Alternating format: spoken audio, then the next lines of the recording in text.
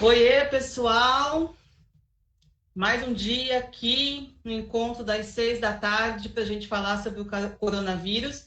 E hoje é como nos velhos tempos, né? Uma conversa aí sobre o corona, só eu e vocês. Estou aqui acompanhando pela página da bancada na minha frente. Estou com dois computadores, estou com o celular e com o tablet aqui. O celular no Face, o tablet no Instagram, para a gente poder conversar. Hoje nós vamos debater sobre essa questão do Ministério, a abertura do comércio das empresas em São Paulo, como está funcionando a LESP, tramitação de projetos, não tramitação de projetos, boas práticas para lidar com o coronavírus, cidades que estão tendo um bom resultado.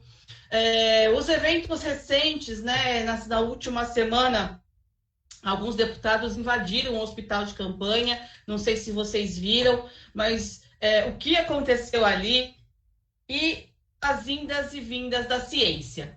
A ciência deu 2 sustos na gente recentemente sobre a cloroquina e sobre os pacientes assintomáticos, pré-sintomáticos, e é sobre tudo isso que a gente vai conversar agora. Estou aqui para vocês, estou acompanhando as conversas, então podem colocar aí comentários que eu vou eventualmente respondendo, tá bem?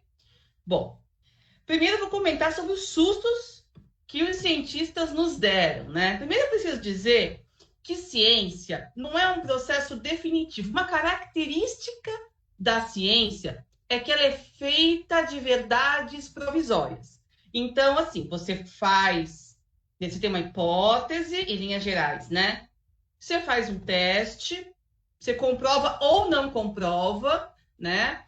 Você pode, inclusive, comunicar em artigos que foi comprovado ou que não foi comprovado, naquelas condições. Então, também, às vezes, uma pesquisa é muito pequenininha, né? Não é universal, não pode ser aplicado para todo mundo ainda. Então, você coloca as suas condições de pesquisa, e aí, até que outra pesquisa venha e desdiga aquilo fica sendo a verdade provisória. E assim que a ciência vai avançando. Um lugar de verdades absolutas não é a ciência.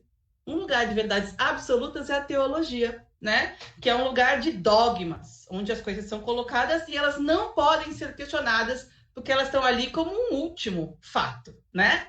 Mas a ciência não tem essa característica. A ciência tem essa característica de verdades provisórias, o que não quer dizer que sejam mentiras, mas elas são sempre colocadas à prova e são sempre.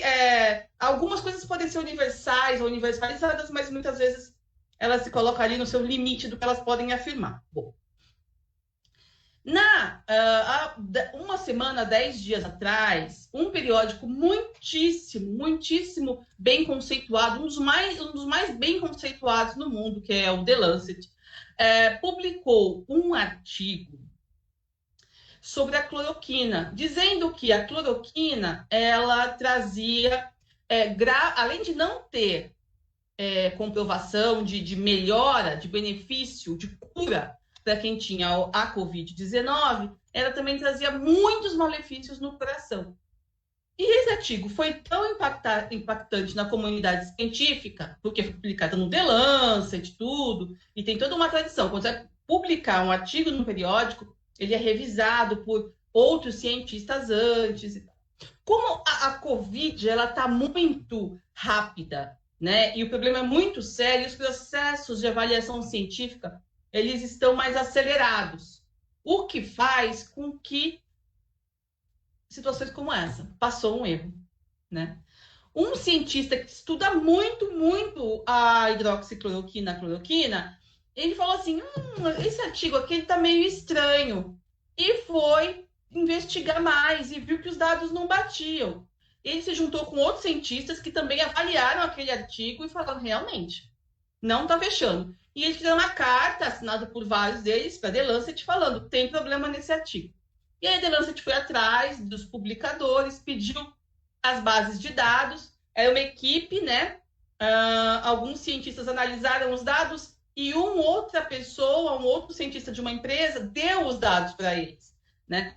E aí a The Lancet pediu os dados e aquele que tinha os dados falou, eu não vou entregar os dados. E aí perceberam que esses dados eram falsos. Então, toda a análise dos cientistas foi feita com base em dados que eram fantasiosos, equivocados, não sabemos muito bem o que motivou ali. E isso gerou muita confusão, porque a OMS havia cancelado o uso e proibido, né, o uso de cloroquina no mundo na última semana, definitivamente, por conta desse artigo, e teve que voltar atrás. Ah, isso quer dizer que a ciência não sabe o que está fazendo? Não. Os artigos são sérios, né? Houve uma falha aí, mas a gente sabendo interpretar, tendo os cuidados, para você ver como a falha foi diagnosticada muito rapidamente, em menos de uma semana, já perceberam o problema, já denunciaram, enfim. Então, a ciência ela se autorregula de uma maneira muito forte, né? Eu acho que a resposta que a gente recebeu aí da comunidade científica, identificando o problema e corrigindo, eu acho que uma das maiores garantias que a gente pode ter da ciência. Tem muita gente olhando, questionando e apontando. A questão é que isso gerou, num contexto onde a ciência já vem sendo severamente questionada, gerou uma comoção aí por parte dos negacionistas da ciência. E bem, há outros vários estudos que já afirmam que a cloroquina ela é inócua para a Covid e que ela tem efeitos colaterais. O problema foi esse estudo específico que ele tinha sido a gota d'água, sabe? Mas assim, é para continuar não usando cloroquina, não funciona, dá problema. E agora a gente vai ter que lidar com esse caos, né? Com esse arranhão na imagem da ciência e da The Lancet também, né? Que nesse momento de negacionismo é muito complicado. Depois, houve ontem, por parte da OMS, uma comunicação que não foi muito bem entendida, né? Não foi evidente, nítida, explícita o suficiente para as pessoas que não são do métier da saúde coletiva e da medicina.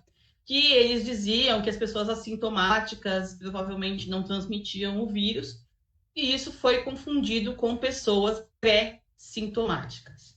Então, quando você é contaminado, às vezes você passou um tempão, nunca teve nada, aí depois de meses fez um teste sorológico. O teste sorológico ele diz duas coisas. Se você está contaminado nesse instante. E dois, se você já tem anticorpos para esse vírus. Se você já tiver os anticorpos, quer dizer que você já foi contaminado no passado. Ele dá duas informações, esse teste sorológico, tá? Não é aquele de nariz, é outro. É o de sangue. E aí, como é que eu sei que eu sou assintomática? Eu fiquei saudável meses e meses. Aí um dia eu faço o teste e descubro que eu já peguei Covid. Falo, nossa, eu já tive, eu não gripei no último ano. Como eu posso ter tido a Covid? Então, essa pessoa que descobre que já tem anticorpos para a Covid, mas ela não ficou doente, é assintomática. Ela teve uma manifestação completamente sem sintomas. O que é diferente da pessoa que se contaminou, mas que ainda está naquela fase de incubação e não começou a ter os sintomas. Essa já está transmitindo. A gente só vai saber se a pessoa é assintomática ou se a pessoa é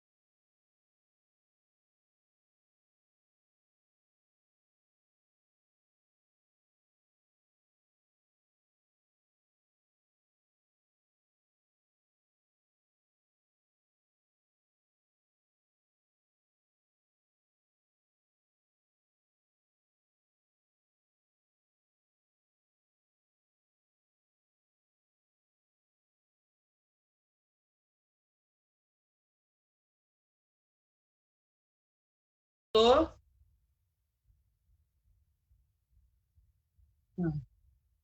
Tá bom. Ô, pessoal, vamos ver se a gente consegue retomar de onde estava aqui. Desculpa. Tava bom, né? Tava bom, vamos ver o que a gente consegue. Eu ia começar a falar sobre a a questão do Ministério da Saúde, né? O Ministério da Saúde, então, está há um mês sem ministro.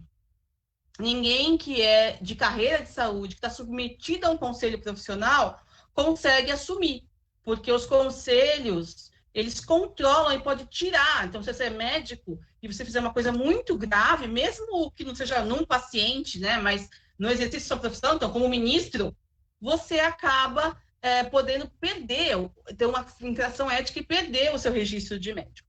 Então, para poder fugir desse controle dos conselhos de fiscalização profissional e para poder ter alguém que responda mais às suas ordens, então o Bolsonaro está com o Pazuello, que ficou um mês sem nomeação nenhuma. Pazuello estava trabalhando lá, não era nem ministro interino, e agora ele foi efetivado como ministro interino. Olha só que curioso, né?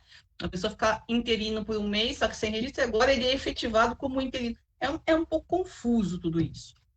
Me chama muito a atenção que o Pazuello, ele e a sua equipe, por exemplo, andem com broches de faca na caveira, de faca, de caveira, de morte. Então, eles andam com um negocinho do Ministério, do Governo Federal, do SUS, e um outro brochinho de morte, né? O que indica bem qual é a mentalidade e qual é a vibe desse momento, né? Militar, ele é treinado para desconsiderar a vida. Militar é treinado para matar. Para o militar, morte é efeito colateral. São coisas da vida, né? Ainda mais que você pode falar assim, não, mas o militar é nacionalista. Mas o nosso militarismo, ele nunca foi para uma guerra fora e nem teve guerra aqui. O nosso corpo militar sempre foi usado contra nós. O inimigo do militar brasileiro sempre foi o próprio povo brasileiro, né? Então, nesse contexto, esse ministro andando com um broche de faca na caveira, de faca, né? Porque tem as variações, tem mais de um broche. É muito forte, é muito simbólico sobre tudo isso.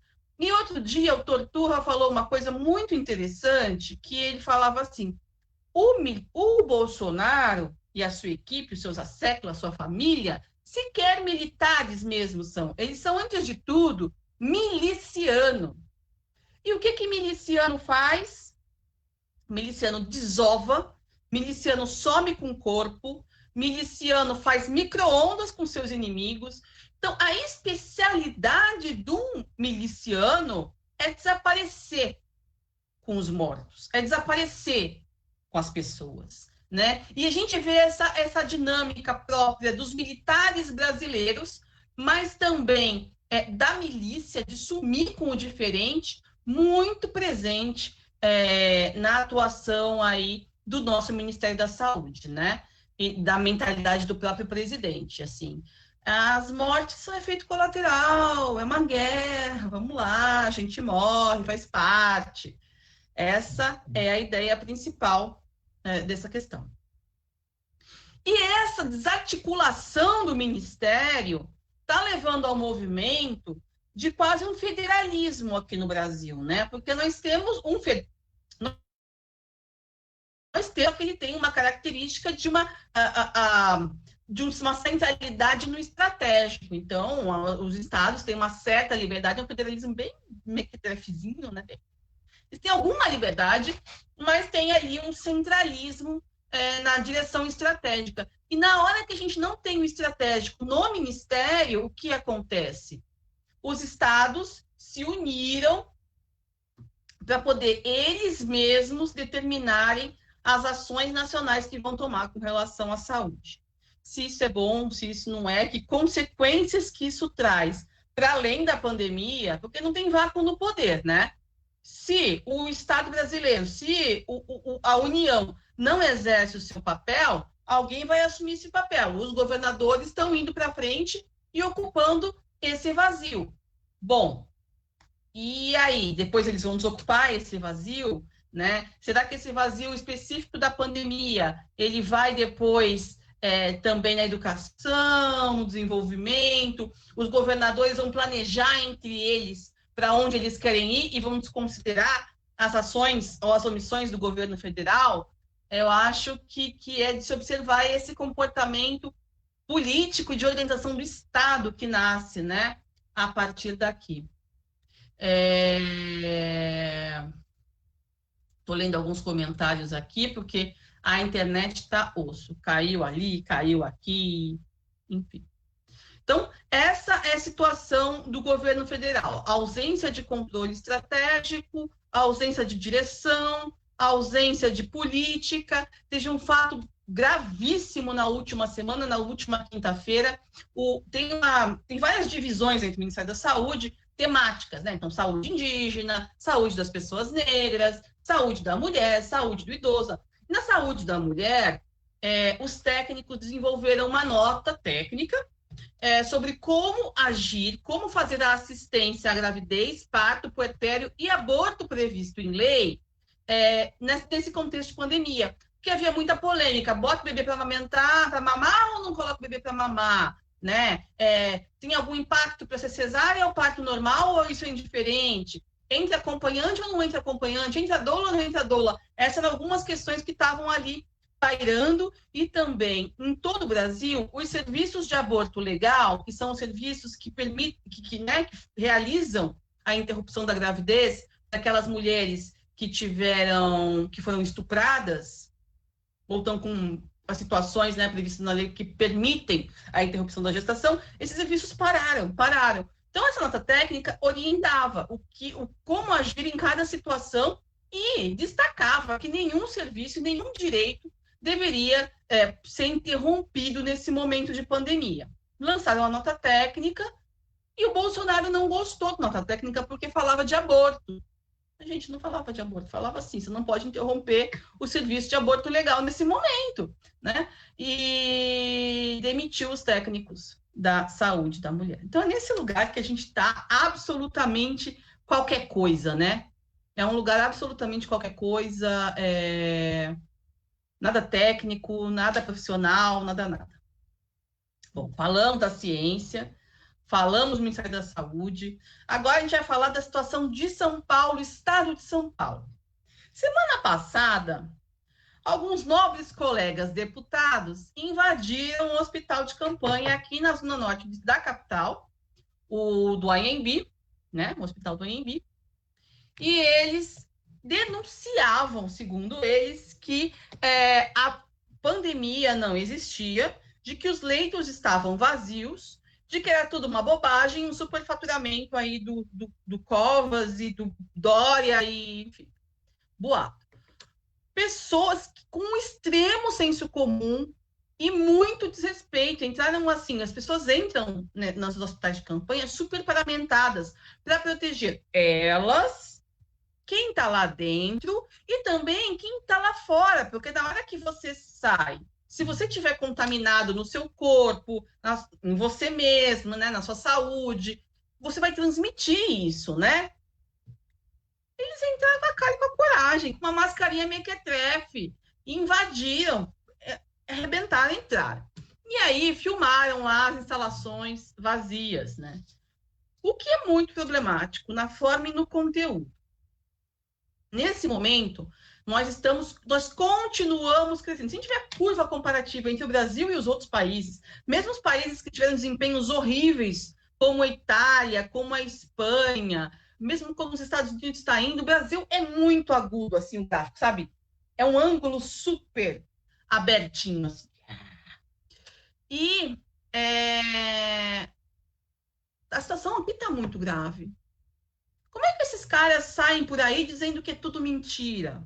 As pessoas estão morrendo. Não sei se está na timeline de vocês, mas na minha são 5, 6, 7, 10 mortos por dia. Pessoas falando de amigos, de avós, de conhecidos, de parentes. Muita gente está morrendo mais do que, né? qualquer um consegue ver isso em volta e está muito grave. Aí o parlamentar vai, fala isso, grava de novo, né? Indo contra as orientações de saúde, esvaziando a discussão, o que é super complexo. Porque as pessoas que já têm dificuldade de entender, já estão com má vontade, né? Já são terraplanistas, elas vão se apegando a isso. E tem muitas maneiras outras de fazer, né? Denunciar, se você acha que tem um superfaturamento, denuncia no Tribunal de Contas, denuncia no Ministério Público, faz uma CPI, mas você não precisa invadir um espaço de saúde sem proteção, expondo os funcionários, os pacientes, né? É muito horrível. Infelizmente, é uma discussão que eu tenho feito muito, sabe? A política virou um lugar do espetáculo. As pessoas não esperam, e de nenhum espectro político, sabe? Eu não estou falando agora de uns políticos que, obviamente, estão mais do lado da extrema-direita, mas eu acho que em todos os lados, os eleitores, de maneira geral, querem representantes que sejam meio animadores de auditório, sejam todo dia fazendo uma coisa lacradora, né? Falas lacradoras e atitudes lacradoras, quando, na verdade, o trabalho político ele é muito mais, né, articuladinho ali, de construção. Eu acho que a rua é o lugar do tensionamento muito grande, e é importante que o povo tensione, mas o parlamentar é aquele que vai dialogar, né, com aquele, você fala assim, nossa, eu não consigo conversar com aquele tipo de pessoa. Ela, para mim, eu não quero nem saber que aquele tipo de pessoa existe. Mas o parlamentar é o que vai conversar com o representante, que representa aquele tipo de pessoa, para tentar construir alguma coisa. Ele é pago para dialogar, para construir. Como é que um parlamentar fica todo dia causando? Acho que a política foi para um lugar assim muito estranho mesmo. Precisamos refundar a democracia. O que mais que nós temos aqui? Amanhã, então, abre comércios e escritórios. Há recomendações, né, de testagem dos funcionários antes de voltar ao expediente. Várias empresas, vários comércios falando, não tem dinheiro, não vou fazer, né? Recomendação para os escritórios terem divisórias entre as baias, espaço de 1,5 metro entre um colaborador e outro, forrar as mesas, limpeza de banheiros a cada 2 ou 3 horas, ventilação, uma série de recomendações, mas a gente precisa ver o quanto isso vai pegar agora, né? Um dos motivos da própria abertura do comércio, especialmente por parte do governador, é o fato de que as pessoas, as empresas, os empresários já estavam abrindo. Desobediência civil é uma coisa assim, quando um desobedece, 2 desobedecem, 3 desobedecem, você pode até mandar a polícia para cima. Quando um monte de gente desobedece, não tem como fazer a correção disso, né? Então, ou fechava num lockdown mais severo, mas se as pessoas já estão nesse espírito de não colaborar, e a gente vê uma polícia que também não vai colaborar, como é que você faz esse fechamento, né? E na prática era isso. Eu estou ouvindo as discussões agora, e o pessoal falou, não, mas amanhã abre o comércio. E a galera, já está aberto. Na Lapa já está tudo aberto. Está tudo aberto, né? Então, assim, não fizemos um isolamento decente lá atrás, e agora esse isolamento não termina de vez tão cedo. Ao mesmo tempo, ninguém está aguentando mais ficar parado, não tem apoio federal, estamos no mato sem cachorro. Pode falar isso? Mato sem cachorro? No começo, o Dória dizia, o importante era a vida. Não quero cometer os mesmos erros que foram cometidos na Itália. O meu amigo da Itália, o prefeito de Milão é meu amigo, eu falei com ele, não vou fazer os mesmos erros, ele abriu, e agora ele faz a mesma coisa, né? Isso é uma coisa que muito me chama a atenção, né? Como às vezes as pessoas são bem fisiológicas, né? Então, assim, não consegue segurar esse discurso, pega outro. Ele estava indo por um bom caminho, João Dória. Reconheço, mesmo não tendo votado, talvez nunca votasse nele na minha vida, só se fosse contra o Bolsonaro, né? Estava indo por um bom caminho. E agora vai nesse lugar, e cada vez um lugar mais populista, que também aí é da carinha do Dória mesmo, né? Porque, por exemplo, o Estado tem condição de fazer 8 mil testes dia, tá? O que ele está dizendo agora que vai fazer para aumentar a capacidade? Agora, ele disse o seguinte: todo teste que for feito na iniciativa privada tem que notificar o resultado para a Secretaria de Saúde. Ué, mas não tinha antes? Não tinha. Agora tem que notificar. E isso vai levar a testagem dia para 30 mil testes.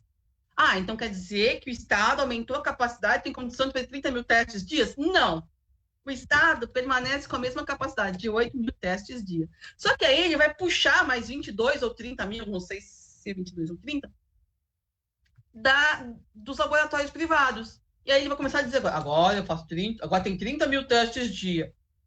Mas que já existiam. Então, esses fatos, sabe, essas narrativas, esses factoides, assim, para poder dizer que está fazendo alguma coisa, é muito cansativo, porque enquanto isso as pessoas morrem. E mesmo sem parar tudo, tem o que fazer, né? Pequenas mudanças, pequenos controles e alguma ação proativa que dá para a gente diminuir a infecção desse vírus. Como, por exemplo, tem uma cidade no interior de São Paulo, ela é muito pequena, né, gente? Ela é muito pequena, não se compara com uma metrópole, mas a gente podia pensar nisso numa escala menor, e se não funcionasse igual, talvez tivesse algum funcionamento, e o resultado que ela teve de Covid-0 é mais difícil a gente replicar, mas veja a mentalidade, né? As pessoas estão sendo organizadas para elas não precisarem sair de casa. Então, o serviço público, por exemplo, está fazendo entrega de remédios para os pacientes, para que os pacientes não saiam para buscar o remédio. Monitoramento das pessoas na rua, quem está com febre, sabe aquela pistolinha de medição termômetro digital, assim, à distância, laser? Você consegue também ir monitorando. Aí, quem está com febre, separa e encaminha a pessoa para poder fazer o teste. Quem for diagnosticado positivo, tem que ter busca ativa, tem que ir até a casa da pessoa. Quem mora com você tem que fazer o teste também. Quem mora no prédio tem que fazer o teste também, né? Porque você tem que identificar precocemente onde estão os focos de infecção e atuar em cima deles. Esse trabalho proativo de barreira sanitária, de evitar contaminação que transborda de um lado para o outro, identificar onde estão os focos precocemente, fazer com que as pessoas se isolem, tudo isso é fundamental. Só que amanhã vai abrir a 25 de março de novo. E aí, gente do Brasil inteiro vai voltar a comprar aqui em São Paulo para poder vender nas suas cidades. E olha o impacto exponencial que isso vai ter. Exponencial, né? Bom, deixa eu ver aqui como é que vocês estão, o que vocês estão me dizendo aqui nas páginas. Façam seus comentários. A ideia falando da ciência, né? Que a The Lancet deveria pedir auditoria do artigo. Ela está fazendo isso. Ela está fazendo isso. Como as pessoas que tinham a base de dados, elas não quiseram dispor dos dados, porque esses dados aparentemente não eram fidedignos, nem quiseram apresentar os dados, então já caiu e fizeram um artigo de retratação. Mas é por aí que as coisas vão. Ai, a Shirloca tá aqui. Que saudade da Shirley Pancará. Tom. Gente, é isso que nós tínhamos aqui para hoje. Foi meio tumultuado o resumo de hoje. Mas eu quero contar para vocês que amanhã, dia 10, quarta-feira, às 4 da tarde, Eu vou estar no programa do Paulo Marcum, chamado Conversas na Crise, Depois do Futuro, entrevistando o Paulo Saldiva. Eu sou tão fã do Paulo Saldiva. Então, amanhã é pela UOL. Lá na UOL, você coloca UOL, o programa Paulo Marcum já tá, tem transmissão pelo YouTube. E amanhã, às 4 horas, eu estou conversando lá no programa do Paulo Marcum com o Paulo Saldiva. E amanhã, às 6 da tarde, aqui, a conversa não é comigo, a conversa é com a Cláudia Visoni.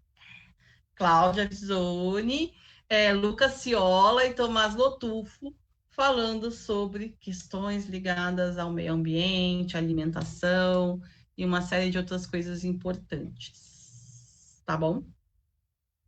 Vamos falando e aprendendo, porque tá devagar, a LESP cada vez mais num debate superficial dessa questão, a gente batalhando por lá, fazendo andar as comissões, até agora os projetos dos deputados não andaram, e vamos batalhando e eu compartilhando a informação com vocês aqui, tá bom? Um beijo, boa tarde, tchau, tchau.